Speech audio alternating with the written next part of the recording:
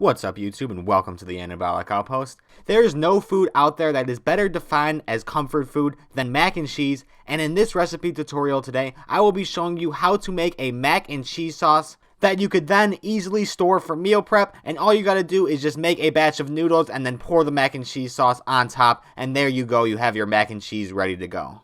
It's really the best way to do it because if you've ever tried to reheat leftover mac and cheese, you know it's never going to come out the same, and just making a big batch of cheese sauce and then being able to add it to noodles whenever you like and have a fresh mac and cheese batch ready to go, that is really going to be a positive for you. And I haven't even mentioned the best part, which is the fact that this recipe is way lower in calorie than any of your traditional mac and cheeses. And not to mention that it is extremely high in protein, with the base of this mac and cheese being cottage cheese.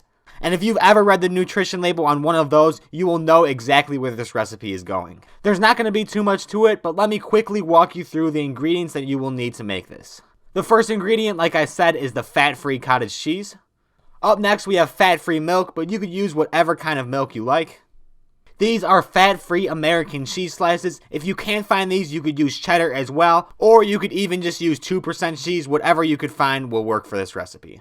And another cheese that's going to go in here as well is going to be the Parmesan. This next ingredient here is actually going to be the cheese powder, and you could just buy any generic mac and cheese box that you find at the store, or your favorite one, whatever is going to work with that. And lastly, to season it, we have salt and pepper. And when measuring the ingredients out, you can just throw your pot right on the scale because we will be heating it up very shortly, but first we got to add in the ingredients. And the first ingredient that I'm adding in right now is going to be the milk, measuring that out to 150 grams. Next up, I'm going to begin to shovel in that cottage cheese, weighing out 450 grams, which is practically going to be the entire container. And like I was saying earlier, I'm sure you could only imagine how high in protein this mac and cheese sauce is going to be with this amount of cottage cheese in there. I'm now going to throw in my fat-free American cheese slices, and if you do manage to find the slices, it is beneficial to rip them up into smaller pieces because we are going to be melting this sauce down, and it just melts a little bit quicker if they're ripped up into smaller pieces.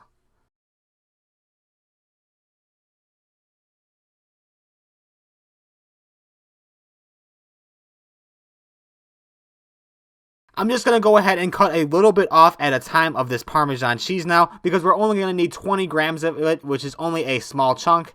So just cut it into smaller pieces until it eventually measures out. And if you only manage to find the powdery Parmesan cheese at the store, you could use that as well if you'd like. I'm now going to go ahead and pour in that mac and cheese powder that I was talking about earlier, and depending what box you buy, it's likely going to be the entire packet that you're going to use, but you are going to measure it out to 30 grams just to be sure. And this powder is obviously used for a sauce itself, so adding this into the recipe really puts it together and makes it saucy instead of just a bunch of cheese that's melted down. And if you want to, you could even reuse the leftover noodles with this mac and cheese sauce as well.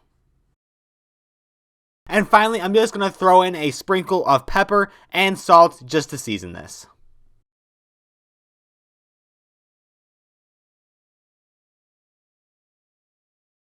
And we are going to transfer this pot onto the stovetop, and we're going to set the stove to low heat. And I will be blending this all together, but before then, I do want to melt the cheese into this pot. It's important not to skip this step because this is what really brings the cheese all together. So you're just going to give it a good stir initially and then continue stirring it periodically as the cheese continues to melt. And I have had this at the lowest setting of heat, so I've been stirring this for a little while now, and you could see the cheese in there that's starting to break down.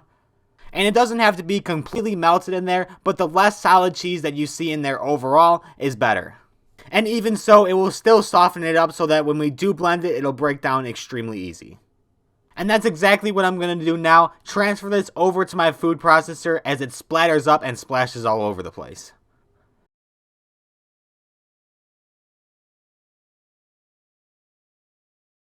And from here, you're just going to give it a good blend for a few minutes until the cheese is completely melted down and the sauce will have one smooth consistency all throughout.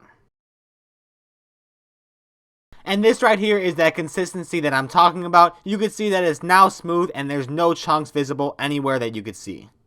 And from here, the cheese sauce itself is complete, so all that's left to do now is just transfer it to another container that you could easily pour from and add it to your noodles whenever you please. And here it is. This is the final complete product of the cheese sauce. And this cheese sauce right here makes enough for 1 pound of noodles. So if you have less than a pound, you could just do that from there to see how much of the cheese sauce that you need to add. I ended up cooking myself a ½ pound of noodles, so I added half of the mac and cheese sauce, and this is what it ended up looking like once I put it together.